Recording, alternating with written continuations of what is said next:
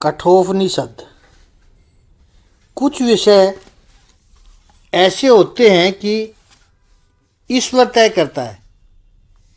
इस उपनिषद का विषय कुछ ऐसा ही है। कठोपनिषद पर चिंतन की प्रेरणा आई है।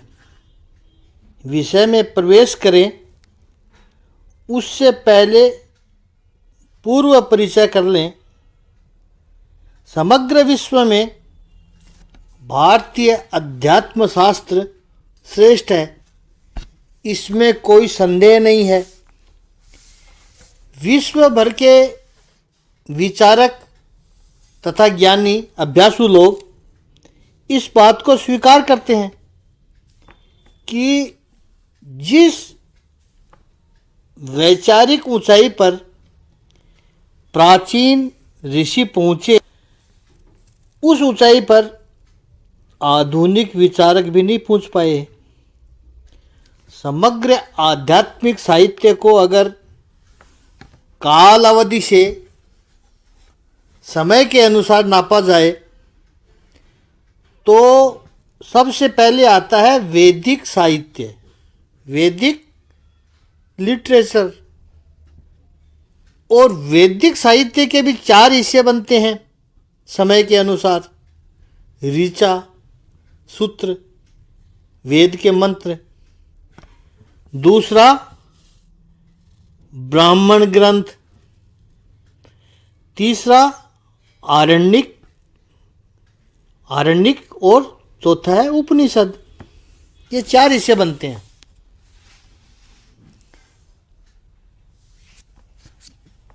सबसे पहले सुत संहिता है, जहाँ पूरे वेद के मंत्र है। वेद ज्ञान के भंडार है। वेद शब्द प्रकट होता है विद धातु से। विद यानी टू नो। तो वेद है नॉलेज, ज्ञान। संहिता में मंत्र है। प्रकृति के परिबल, ईश्वर के विविध स्वरूप, ब्रह्म, इंद्र, वरुण, सूर्य, या फिर प्रकृति के रूप, नदी, उषा, उगता हुआ सूर्य हो, इन सभी को संबोधन करके वैदिक ऋषियों ने जो सूत गाए हैं, जो कविताएं गाई है, लेकिन वो केवल पाषाणुप्रास नहीं है, केवल मात्र लिटरेचर नहीं थी, लेकिन उसमें आध्यात्मिक रहस्य छिपे पड़े हैं, भरे पड़े हैं। यह संहिता विभाग है। यज्ञ की पद्धति कैसी हो, यज्ञ कैसे किया जाना चाहिए, यज्ञ में अग्नि प्रकट कैसे हो, कौन कौन से देवताओं को कौन कौन सी आहुति और कितनी कितनी देनी चाहिए, यज्ञ की परंपरा कैसी है, ये सारी बातें ब्राह्मण ग्रंथों में है। सरल रूप में कहा जाए तो ये ब्राह्मण ग्रंथ यज्ञ के मैन्युअल है। तत्पश्चात आरण्यक आए हैं। आरण्यक शब्द आता है अरण्य से, जंगल में रह करके। अरण्य यानी जंगल। जंगल में रह करके वेद के ऋषियों ने चर्चा की। या तो यज्ञ के दौरान प्रातःकाल का यज्ञ है, सायंकाल का यज्ञ है, और मध्याह्न में जो 2 घंटे के लिए यज्ञ में विराम रहता था, तो उसमें 2 घंटे में भी क्या चर्चा करेंगे। ऐसा नहीं था कि सेल फोन चालू कर लो, क्या स्कोर हुआ है क्रिकेट का, राजनीति में चुनाव का क्या रिजल्ट रहा, ऐसी चर्चा ये नहीं होती थी। अनुभव हुए हैं जो यज्ञ में, उसकी चर्चा। और निवृत्ति लोग जो ऋषियों के पास जाकर के आश्रम में रहते थे, ऋषि उनको उपदेश करते थे, कई बार वे अपने आध्यात्मिक विकास की गाथा की चर्चा करते, कुछ प्रश्न पूछते, संशय पूछते, ऋषि उनका उत्तर देते। ये सारी चर्चा जहाँ पर संकलित हुई, इकट्ठी हुई, उन ग्रंथों को हमने कहा आरण्यक। डिटेल में अभ्यास करोगे तो कई उपनिषद आरण्यक के ही हिस्से हैं और अंत में आए उपनिषद।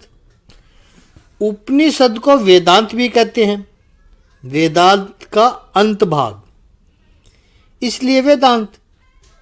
लेकिन ये वेद का अंत भाग उस अर्थ में नहीं है कि एंड ऑफ द वेदांत, नहीं। In fact the best part of the Vedas. जैसे जैसे समय बीतता गया, वैचारिक क्षमता बढ़ती गई और थॉट इवॉल्व होता गया, तो उस पे जो शिखर पर पहुंचे वो है उपनिषद। तो इनफैक्ट द उपनिषद इज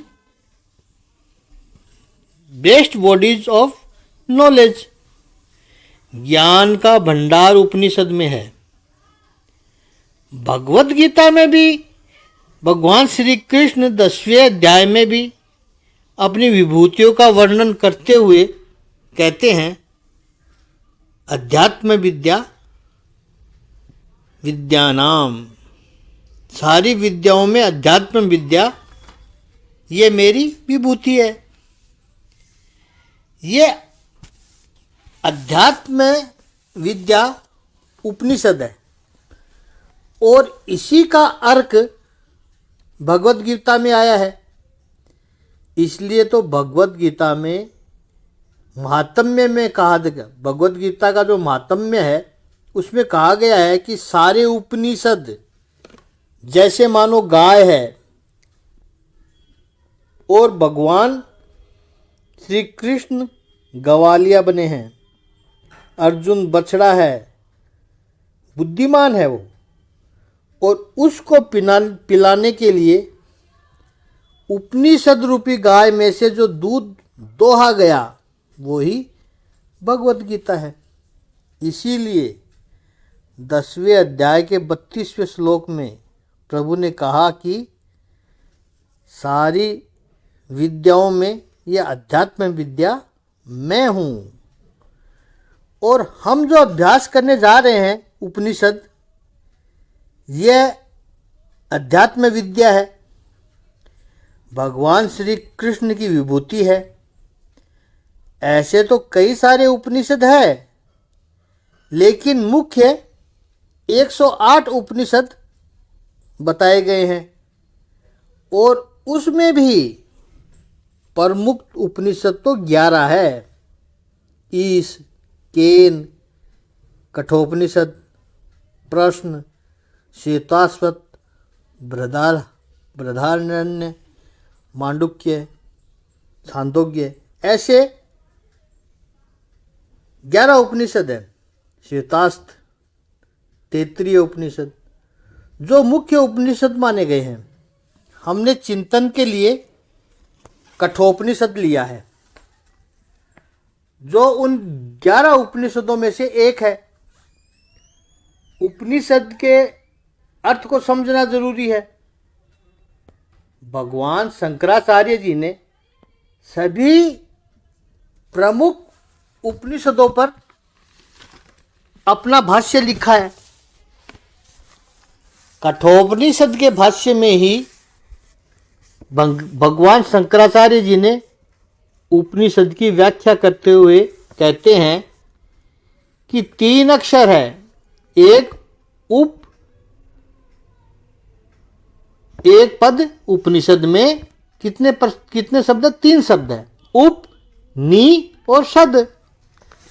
अत्यंत सरल अर्थ करें तो उप का अर्थ है नजदीक, समीप।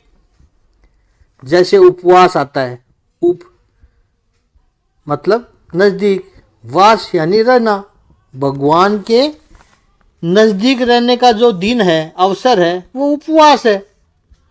उप का अर्थ है नजदीक, उपनयन जनेऊ जो होती है, नयन का अर्थ है ले जाना, उप मतलब नजदीक, बटुक को, नए व्यक्ति को भगवान के नजदीक ले जाना, पास में ले जाना, उपनयन है। गुरु के समीप, गुरु के चरणों के पास बैठकर कैसे बैठना है? नम्रता से बैठना है, ह्यूमिनिटी से बैठना है।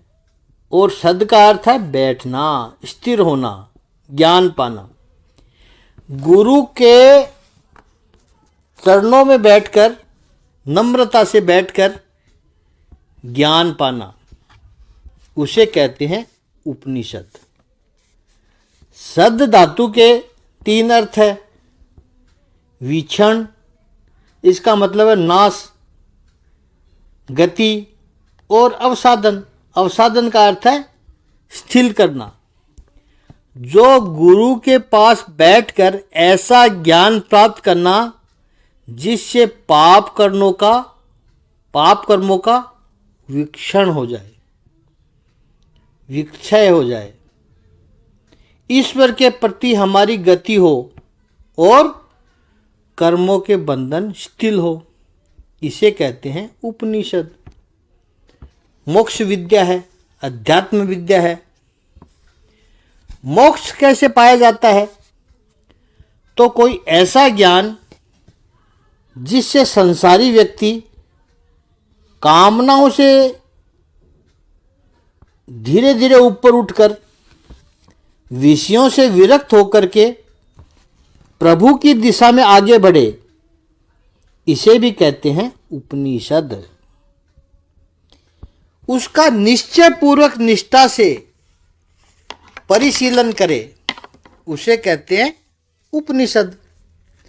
तीसरा अर्थ, जो ब्रह्म विद्या मुमुक्ष को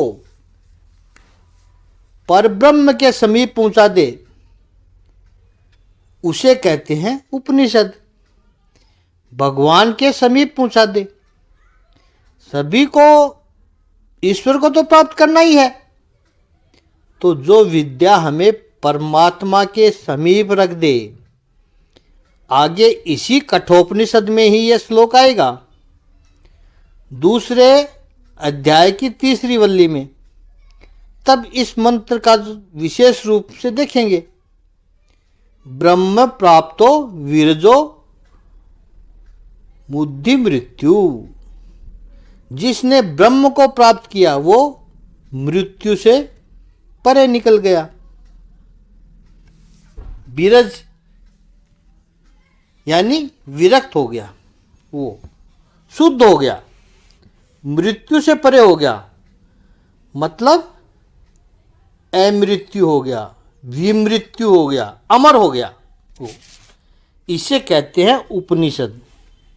चौथा अर्थ, जो विद्या भू, भुवः और स्व है, इन 3 लोक, पृथ्वी, स्वर्ग और अंतरिक्ष, इन तीनों लोकों से भी पहले है।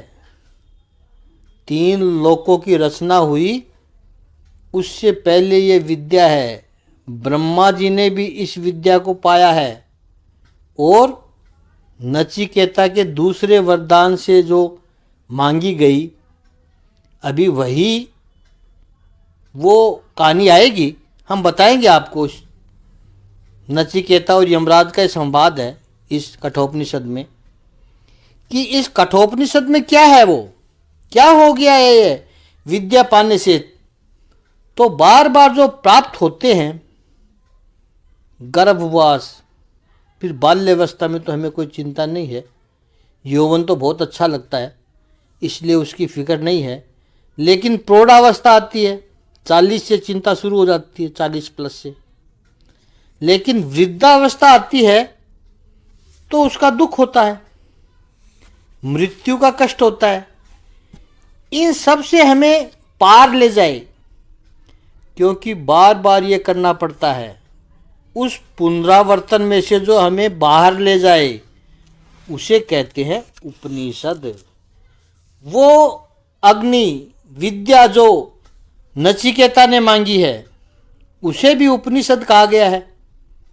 हमारे शास्त्रों में उपनिषद, ब्रह्मसूत्र और भगवत गीता, इन तीनों को प्रस्तांतरे कहा है। इन तीनों को जो जान ले ठीक तरह से उसे आचार्य की डिग्री मिलती थी। कोई भी सिद्धांत अगर रखना हो, समाज में स्थापित करना हो, तो इन तीनों में से प्रमाण देने पड़ते थे। ऐसे नहीं कि कोई भी आ गया, कोई भी कुछ भी कहने लगा अपने मन की बात, और चूंकि वो व्यासपीठ से कह गया वो प्रमाण हो गया, ऐसा नहीं है। व्यक्ति कुछ भी कहे उसे शास्त्रों में से प्रमाण देना पड़ता था।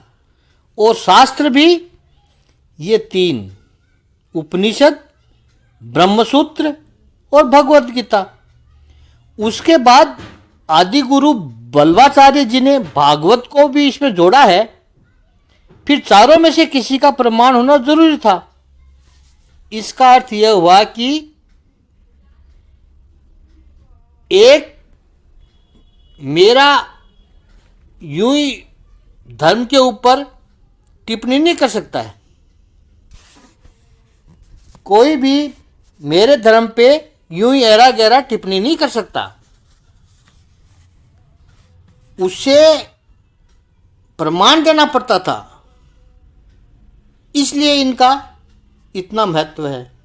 और ये महत्व केवल हम दे रहे हैं ऐसा नहीं है, विश्व भर के विद्वानों ने महत्व दिया है। इस पर और आगे का चिंतन कल करेंगे।